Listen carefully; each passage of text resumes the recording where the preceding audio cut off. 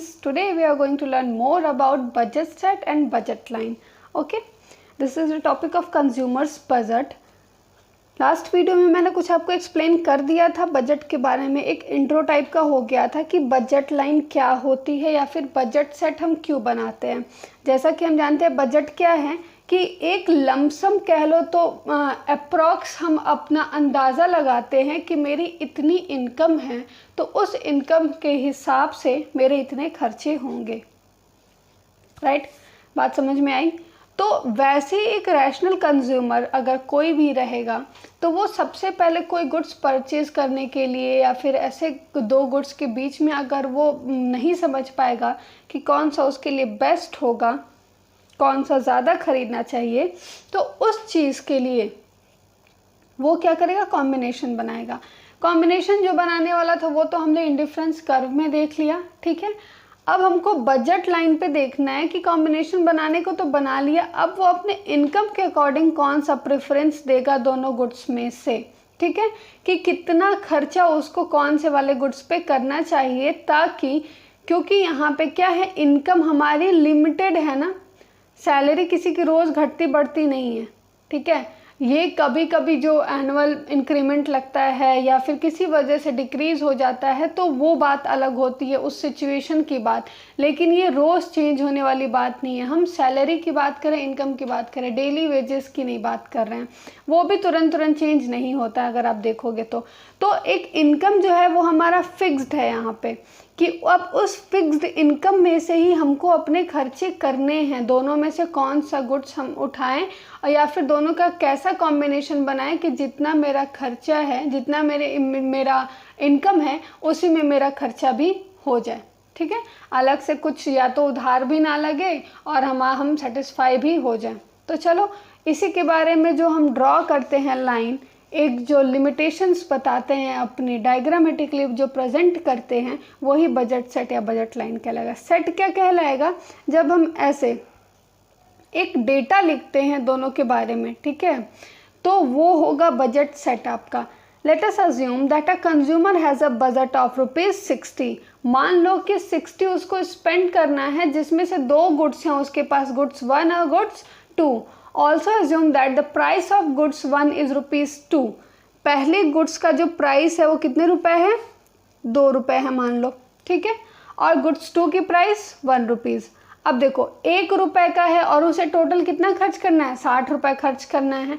₹60 उसको स्पेंड करना है ₹1 के हिसाब से। तो अगर पहला गुड्स खरीदेगा, पहला कॉम्बिनेशन जो वो बना रहा है कि मान लो पूरा का पूरा ₹60 जो है उसके पास, वो किस पे खर्च कर दे, दूसरे नंबर वाले गुड्स पे, जिसकी प्राइस कितनी है, ₹1। ₹1 का सामान है, ₹60 खर्च करना, यानी 60 यूनिट उसको मिल जाएगा। तो 60 यूनिट अगर इसी पे खर्च करेगा तो पहले वाले कॉम्बिनेशन पे वो उसको 0, यानी कि ₹60 है, पूरा का पूरा सेकंड पे कर देगा तो पहला कॉम्बिनेशन उसको 0 करना पड़ेगा। अगर मान लो कि वो इसकी कॉम्बिनेशंस को कुछ कम कर दे कि नहीं, पूरा का पूरा ₹60 हमको इस पे खर्च नहीं करना है, थोड़ा बहुत गुड्स 1 भी परचेज कर ले, तो अब उसको कॉम्बिनेशन बनाने के लिए क्या, ये तो ₹2 पर यूनिट है, तो अगर इसका 5 यूनिट भी खरीदेगा ना तो उसके पास उसका कितना रुपये चला जाएगा, ₹10 चला जाएगा। तो 60 में से अगर ₹10 चला गया, अब देखो तो ₹10 यहाँ पे जाएगा, तो इस वाले आपके कॉम्बिनेशन में गुड्स 1 की यूनिट ₹10 दी गई है, यानी कि 10 यूनिट खरीदा है 2 के हिसाब से, तो उसके खर्चे कितने हुए, ₹20 का उसका एक्सपेंडिचर हुआ, ठीक है। तो ये जो ₹20 का एक्सपेंडिचर हुआ है, तो अब ₹60 थे उसके पास, 20 पहले वाले गुड्स पे लगा दिया तो बचा कितना, 40 बचा। ये वाला गुड्स ₹1 के हिसाब से तो ₹40, ये थोड़ा सा इसको और कम कर दिया, ₹20 इस पे खर्च किए, बाकी ₹40 टोटल किस पे खर्च कर दिया, गुड्स 1 पे खर्च कर दिया। या तो एक और कॉम्बिनेशन वो बना सकता है कि दूसरे गुड्स को कुछ भी ना ले, पहले गुड्स को ले ले, ठीक है। पहले गुड्स को लेगा, ₹2 के हिसाब से है, तो यानी कि उसका ₹60 कितने यूनिट में चला जाएगा, 30 यूनिट में चला जाएगा। ये बात समझ में आ रही है ना। अब देखो, this budget set is drawn on the assumption that, ये अजम्पशन है, ये चीज़, इस चीज़ से कंफ्यूज कभी मत होना। बाद में स्टूडेंट्स के क्वेश्चन आते हैं कि मैम ये ऐसा क्यों होता है, तो आप लोग अजम्पशंस भूल जाते हो, ठीक है। अजम्पशन क्या है कि the budget set is drawn on the assumption that consumers income, जो उसकी इनकम है, जो उसका बजट है वो 60 रुपये है, ठीक है, 60 रुपये है, ये ऊपर नीचे नहीं होगा अभी फ़िलहाल, ठीक है। और पहले गुड्स की प्राइस 2 रुपये है और दूसरे गुड्स की प्राइस 1 रुपये पर यूनिट है। और आप जो ये शेड्यूल पढ़ रहे हो, जो सेट पढ़ रहे हो, वो यूनिट के हिसाब से, पर यूनिट के हिसाब से दिया हुआ है, ठीक है। चलो, ये तो इतना मैंने अभी आपको पहले वाले वीडियो में एक्सप्लेन कर दिया था, फिर भी अभी ये इम्पॉर्टेंट था अभी आप लोग को बताना, तो मैंने एक बार और इसे ओवरव्यू कह लो तो दे दिया, या तो पूरा एक्सप्लेन ही कर दिया है मैंने। यहाँ पे सारा गुड्स अभी जो मैं बोली हूँ उसके बारे में सारा डिटेल दिया हुआ है। अब हम कह सकते हैं कि budget set refers to attainable combination of a set of two goods given prices of goods and income of the consumer. The budget set equation, हम कह सकते हैं कि बजट इक्वेशन क्या है कि प्रोडक्ट जो हमारा 1 है, प्राइस जो है, और गुड्स है, प्राइस ऑफ गुड्स 1, और ये जो है क्वांटिटी ऑफ गुड्स 1, P बराबर प्राइस है, X बराबर क्वांटिटी है, ठीक है। और प्लस करेंगे अगर P2 और X2 को, तो जो मेरा इक्वल निकल के आएगा, ये जो Y है वो मेरा इनकम कह लो तो, या बजट कह लो, या एक्सपेंडिचर कह लो, ये टोटल है मेरा, ठीक है। Budget set is also called budget constant as it show the limit बताता है ना, ये हमारा बजट लाइन जो है हम बना रहे हैं, ये हमारी लिमिट ही तो बता रही है ना, कि देखो भैया आपकी इनकम इतनी है और इस लिमिट, ये आपकी लिमिट है, इस लिमिट के बाहर आप नहीं खरीद सकते। अगर आप जाओगे तो यानी कि आप किसी से उधार लेके काम करोगे, या तो एक लिमिटेशन जो बताती है उसको अगर हम कह ले तो कॉन्स्टेंट भी उसको बोलते हैं, तो इसको हम बजट कॉन्स्टेंट के नाम से भी जानते हैं। तो अब अपने गिवन इनकम में 2 गुड्स का जब कॉम्बिनेशन बनता है उसी को बजट कांस्टेंट कहते हैं, ठीक है। अटेनेबल कॉम्बिनेशंस बनाता है। देखो अब आगे चल के ये जो है हमारा, ये है बजट लाइन। इसमें क्या बात है, बजट लाइन आपका देखो एक्स एक्सिस और वाई एक्सिस, ठीक है। एक्स एक्सिस मैं आपको इधर से बना के भी दिखाते जा रही हूँ ताकि आपको समझ में आ जाएगा।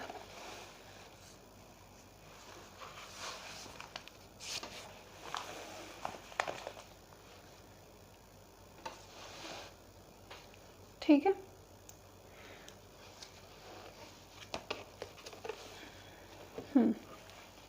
चलिए फिर देखिए इधर बजट लाइन जो है,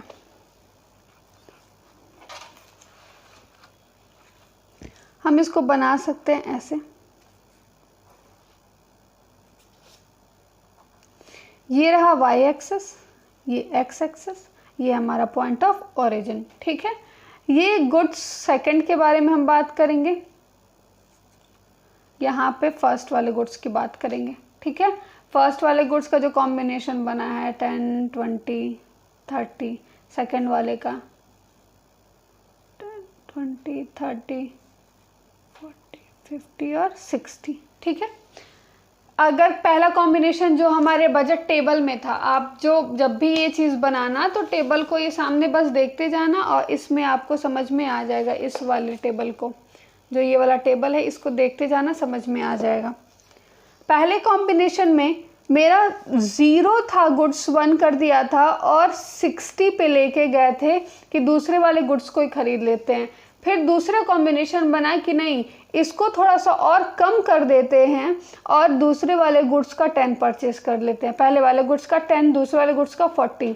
फिर इसको थोड़ा और कम किया, तो इसको लेके आए हम 20 पे, और दूसरे जो पहला वाला गुड्स है उसको भी लेके आए हम 20 पे, ये 20 और ये वाला 20, ठीक है।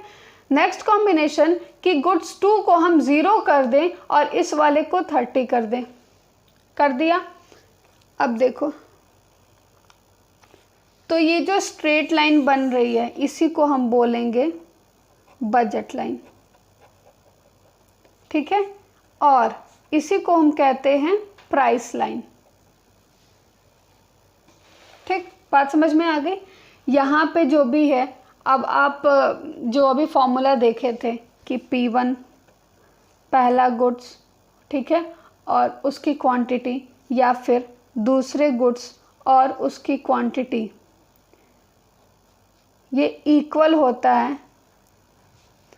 या इससे ज़्यादा मेरा इनकम हो सकता है, इतना हम खर्च कर सकते हैं, ये मेरा टोटल एक्सपेंडिचर है, पूरा का पूरा इनकम भी हम इस पे खर्च कर सकते हैं, या तो इनकम को की थोड़ी सी सेविंग कर सकते हैं। अब देखो यहाँ पे बात क्या, 2-3 चीज़ें ध्यान देना। ये जो बजट लाइन हम ड्रॉ किए हैं, ये इस अजम्पशन पे किए हैं कि पहला जो गुड्स है उसकी प्राइस 2, पहले गुड्स की प्राइस 2 पर यूनिट है, ठीक है, और दूसरे गुड्स की जो प्राइस है वो 1 पर यूनिट है। अब एक कंज्यूमर को टोटल 60 क्या करना है, स्पेंड करना है, तो उसी के हिसाब से कॉम्बिनेशन बना हुआ है, ठीक है। तो यानी कि टोटल 60 करना है, तो अगर ये खरीदेगा गुड्स 1 तो 60 यूनिट इसको मिलेगा, और गुड्स 2 पे जाता है तो 30 यूनिट मिलेगा। इससे ज़्यादा वो स्पेंड नहीं कर सकता है, ठीक है। या तो पूरा का पूरा बजट इस पे लगा दे, या तो पूरा का पूरा बजट इस वाले गुड्स पे लगा दे, ठीक है। अगर 2 ऐसे है तो पहले वाले गुड्स 2 पर यूनिट है और दूसरा वाला गुड्स अगर 1 पर यूनिट है, तो पहला वाला गुड्स अगर खरीदेगा, पूरा बजट अगर इस पे लगा दे तो 60 पर यूनिट जाएगा, और इस पे लगा दे तो 2 पर यूनिट, यानी कि 30 यूनिट्स उसको मिलेंगे, ठीक। ये बात समझ में आ गई। अब देखो है लाइन यहाँ पे ए बी, जो भी ये यहाँ पे जो हम कॉम्बिनेशंस अभी बनाए, ये लाइन ए, इस पॉइंट को ए, इस पॉइंट को बी पॉइंट जो बनाया, तो ये जो है इसी लाइन को मैंने अभी बताया ना कि इसको प्राइस लाइन बोलेंगे। क्यों? क्योंकि because a consumer with is given income of ₹60 can buy 30 unit of goods 1, 60 unit of goods 2, ठीक है। अभी बताया 60 रुपए हैं तो 30 यूनिट या तो पहले का खरीद सकता है या 60 यूनिट दूसरे का खरीद सकता है, और other possible combination on the line A B. और बाकी जो अदर कॉम्बिनेशंस थी वो जो बीच में ड्रॉ कर रही थी, पहला पॉइंट ए, लास्ट वाला पॉइंट बी, तो बीच वाली जो कॉम्बिनेशन है वो बाकी अदर कॉम्बिनेशंस को शो करती हैं, ठीक है।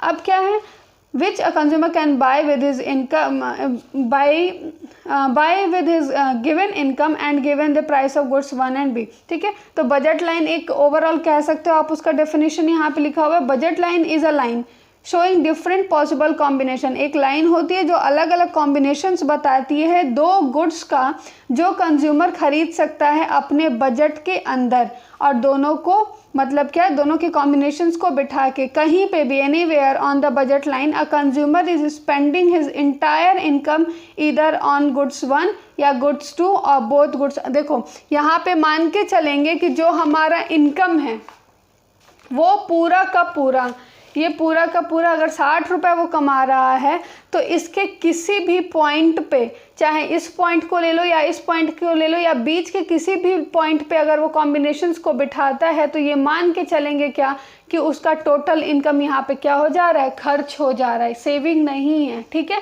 तो इसी को जब आप इस चीज़ को अज्यूम करोगे, मानोगे, तभी ये बात निकल के आएगी कि जो हमारा ये अटेनेबल और नॉन अटेनेबल की मतलब क्या, कि जितना हम अटेन कर सकते, इसको फिजिबल कॉम्बिनेशंस भी बोलते हैं, कि इसके अंदर की चीज़ें, अंदर जितने कॉम्बिनेशंस बना लो, इसके अंदर वाली चीज़ें अटेनेबल होंगी, फिजिबल होंगी, मेरे अंदर होंगी, हम उसको खरीद सकते हैं, ठीक है। और बाकी ये जो इतना आपका एरिया बच रहा है, मान लो कि अगर आप एक ऐसे बजट लाइन आपकी ये बनी हुई है, तो ये जो बाकी आपका ये रिमेनिंग पार्ट है ना, तो बजट लाइन के अंदर ये हमारी लिमिटेशन है, इसके अंदर की चीज़ें ही हम अटेन कर सकते हैं, ठीक है, ये अटेनेबल होगी, और बाकी इसके बाहर की चीज़ें सारी नॉन अटेनेबल होगी, नॉन फिजिबल होंगी, ठीक है। ये चीज़ें हम नहीं ले सकते, ये हमारे लिमिट के बाहर है, हमारे बजट में नहीं है, हमारे इनकम में नहीं है, तो हम इसको नहीं प्रेफर कर सकते। बात समझ में आई? तो ये रहा आपका बजट लाइन है, अटेनेबल या फिर नॉन अटेनेबल कॉम्बिनेशंस, ठीक है। इसके बाद से देखो कुछ चीज़ें निकल के आएंगी कि स्लोप ऑफ जो भी है, 2 अगर गुड्स को हम लेके चल रहे हैं, गुड्स वाई को या फिर गुड्स एक्स को, अगर इसको नाम दे देते हैं, ये वाई हो गया, ये एक्स हो गया, तो प्राइस लाइन या बजट लाइन कैसे कॉम्बिनेशन हम बना रहे हैं, एक को चेंज करके दूसरे को खो रहे, मतलब कि बढ़ा रहे हैं ना, तो एक के चलते में दूसरे को हमको हटाना पड़ रहा है उसको बढ़ाने के लिए, या फिर एक को बढ़ाने के लिए इसको कम करना पड़ रहा है, ये चीज़ करना पड़ रहा है ना। इसी की वजह से ये हमारा स्ट्रेट लाइन हो पाता है। अगर दोनों को बढ़ाते जाएंगे तो कभी भी हमारा ये स्ट्रेट लाइन नहीं बन पाएगा और ना ही ये डाउनवर्ड होगा, वो अपवर्ड मूवमेंट होगा। तो बजट लाइन के कुछ कह लो तो ये इसके वो भी हैं, फीचर्स हैं, जो ये परसेंट एक्स या फिर मतलब कि प्राइस ऑफ एक्स या फिर कह लो तो प्राइस ऑफ वाई, ये इक्वल किसको होता है, जो कॉम्बिनेशंस हम बनाते हैं change in Y upon change in X. तो ये हो गया आपका ये प्राइस लाइन का फॉर्मूला। ठीक है, डाउनवर्ड क्यों होता है बता दिया। जब आप यहाँ पे बजट लाइन स्लोप डाउनवर्ड इसलिए होता है कि कंज्यूमर की जो इनकम है वो फिक्स है, वो या तो पूरा एक्स पे कर सकता है ख़त्म, या तो वाई पे कर सकता है, और उससे मतलब एक को बढ़ाने के लिए दूसरे को कम करना पड़ेगा। यहाँ पे भी आप देख रहे होगे, अगर या तो पूरा 60 कर दे, अगर 60 नहीं पूरा करना है इसको भी बढ़ाना है तो हमको भैया 60 वाले को कम करना पड़ेगा। ठीक है, फिर उसको बढ़ाना है तो इसको कम करना पड़ेगा। तो इसी रीज़न की वजह से इसका स्लोप जो होता है वो डाउनवर्ड जाता है। अब देखो बात आई क्या कि क्या ये शिफ्ट हो सकता है, तो बिल्कुल हो सकता है, शिफ्ट हो सकता है। फॉरवर्ड कब होगा, जब अब मान लो कि आपका ये बजट लाइन है, आपकी इनकम बढ़ गई, ऑब्वियस आपका कॉम्बिनेशन बढ़ेगा, जब बढ़ेगा तो फॉरवर्ड इंक्रीज करेगा। ठीक है, अब मान लो कि आपकी इनकम घट गई, जब घटेगा तो ये डाउनवर्ड होगा, बैकवर्ड होगा कह लो तो। ठीक है, तो ये बैकवर्ड मूवमेंट कब होगा, जब आपका इनकम कम हो जाएगी। ये फॉरवर्ड मूवमेंट कब होगी, जब आपकी इनकम बढ़ जाएगी। तो बजट लाइन शिफ्ट कर सकता है।